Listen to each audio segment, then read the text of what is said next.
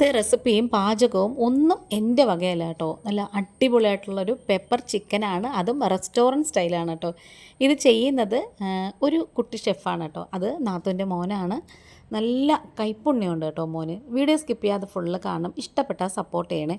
ഈ ഒരു കട്ടിങ് കാണുമ്പോൾ തന്നെ മനസ്സിലാവൂലേ, നമ്മളെ കൊണ്ടൊന്നും ഇതുപോലെ സവാള മുറിക്കാൻ പറ്റത്തില്ല കേട്ടോ.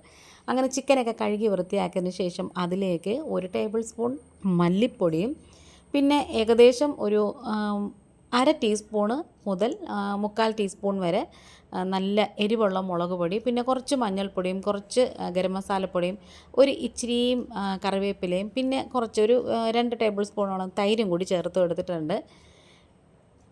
ഇനി ഇതിലേക്ക് തന്നെ കുറച്ച് വെളിച്ചെണ്ണയും കൂടി ഒഴിച്ചു കൊടുക്കുവാണേ. ആവശ്യത്തിനുള്ള ഉപ്പും കൂടി ഇട്ട് എടുത്തിട്ടുണ്ട്. ഇനി ഇത് നന്നായിട്ട് ഇങ്ങനെ ഒന്ന് മാരിനേറ്റ് ചെയ്ത് വെക്കണം. ഇവരിത് മാരിനേറ്റ് ചെയ്യുന്നതൊക്കെ ഒരു പ്രത്യേക രീതിയിലാണ് കേട്ടോ. അത് കാണാൻ തന്നെ നല്ല രസമാണ്. ഓരോ കഷ്ണങ്ങളിനകത്തും ആ ഒരു അരപ്പ് പിടിക്കത്തക്ക രീതിയിലാണിത് മാരിനേറ്റ് ചെയ്യുന്നത്.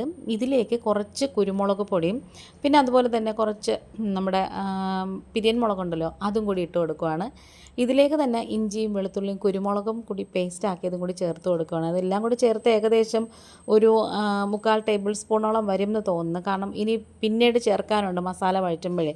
ഇനി ഇതെല്ലാം കൂടി മാരിനേറ്റ് ചെയ്തിട്ട് ഒരു അരമണിക്കൂറോളം വെച്ചിട്ടുണ്ടായിരുന്നു. ആ ഒരു സമയം കൊണ്ട് നമുക്ക് അടുപ്പിൽ തന്നെയാണിത് ചെയ്യുന്നത്. ഉരുളിയിലേക്ക് വെളിച്ചെണ്ണ ഒഴിച്ചു കൊടുത്തതിന് ശേഷം 2 ബേ ലീഫ്, പിന്നെ അതുപോലെ തന്നെ ഒരു വലിയ കഷ്ണം പട്ട, പിന്നെ ഒരു 4 ഏലക്ക, 4 ഗ്രാമ്പു, പിന്നെ കുറച്ച് പെരിഞ്ജീരകം, ഇതെല്ലാം കൂടി ചേർത്ത് മൂത്ത് വരുമ്പോഴത്തേക്കും അതിലേക്ക് 5 സവാളയാണ് എടുത്തേക്കുന്നത് കേട്ടോ. അത് നമുക്കിതിലേക്ക് ചേർത്ത് കൊടുത്തിട്ടുണ്ട്. സവാള ഇങ്ങനെ കൂടെ ഇങ്ങനെ കൂട്ടി വെക്കുന്നുണ്ട്. ചോദിച്ചപ്പോൾ പറഞ്ഞത് വേകാനും കൂടി വേണ്ടിയിട്ടാണെന്ന് പറഞ്ഞ്. ഇതിനിടയ്ക്ക് വെളിച്ചെണ്ണ ഒഴിച്ചു കൊടുത്തിട്ടുണ്ട്. അത് കുറച്ചായിട്ടാണ് കേട്ടോ ഒഴിക്കുന്നത്. ഏകദേശം ഒരു 3/4 ടീസ്പൂണോ 1 ടീസ്പൂണൊക്കെ കാണത്തുള്ളൂ. എന്നിട്ടത് വഴറ്റുന്നതാണ് കേട്ടോ ഭയങ്കര പരിപാടി എന്ന് പറയുന്നത്. നമ്മളൊക്കെ ആണെങ്കിൽ കുറച്ചൊക്കെ അഡ്ജസ്റ്റ് ചെയ്യും. പക്ഷേ ഇവരങ്ങനൊന്നും അല്ല കേട്ടോ. ഭയങ്കരമായിട്ട് മെനക്കെട്ട് നിന്നങ്ങ് വഴറ്റുക. എന്ത് നീക്കിക്കൂട്ടി കൂടെ വെക്കുന്നുണ്ട്. അതിങ്ങനെ കുറച്ച് ബ്രൗൺ നിറമായിട്ടുണ്ട്. അത്രയും പോരാന്നാണ് പറഞ്ഞത്, കുറച്ചും കൂടെ വഴണ്ട് വരണം എന്ന്. അതിലേക്ക് തന്നെ 2 തക്കാളിയും കൂടി ചേർത്ത് എടുത്തിട്ടുണ്ട്. ഇനി ഒന്നും കൂടി നന്നായിട്ട് ഇങ്ങനെ ഒന്ന് വഴറ്റി കൊടുക്കുവാണ്. പിന്നെ നേരത്തെ പച്ചമുളക് എടുത്ത് വെച്ചിട്ടുണ്ടായിരുന്നു, അത് 2ആയിട്ട് ഇങ്ങനെ ഒടിച്ചിട്ട് കൊടുക്കുവാണ്. ഒരു 4 പച്ചമുളക് എടുത്തിട്ടുണ്ട്.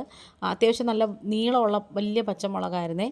എന്നിട്ട് ഇതുപോലെ തന്നെ ഇങ്ങനെ ഒന്ന് വഴറ്റി കൊടുക്കുവാണ്. നല്ലോണം ഇങ്ങനെ വഴറ്റി എടുക്കുവാണേ. ആ ഒരു സമയം കൊണ്ട് ചിക്കൻ ഒരു 2 വിസിൽ അടുപ്പിച്ചെടുത്തു. കുക്കറിനകത്ത് ചിക്കൻ വേവിച്ചെടുക്കുവാണ്.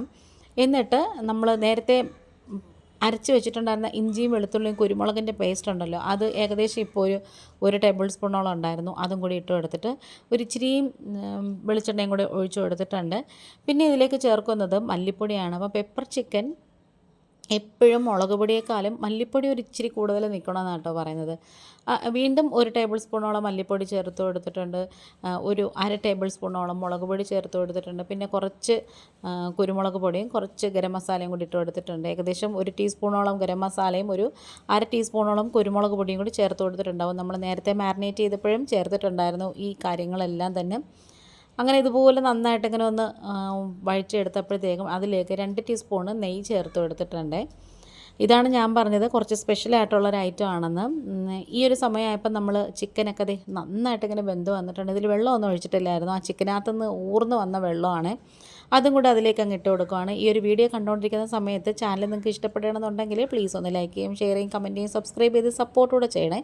ആ കുക്കറിനകത്ത് തന്നെ കുറച്ച് വെള്ളം തിളപ്പിച്ചിട്ടുണ്ടായിരുന്നു. അതും കൂടെ ഇതിലേക്ക് ഇട്ട് കൊടുത്തതിന് ശേഷം കുറച്ച് കറിവേപ്പിലയും കുറച്ച് പുതിനയിലയും കൂടി ചേർത്ത് കൊടുക്കുകയാണ്. ഇതിനകത്ത് മല്ലിയില ചേർക്കേണ്ടെന്നാണ് കേട്ടോ പറഞ്ഞത്.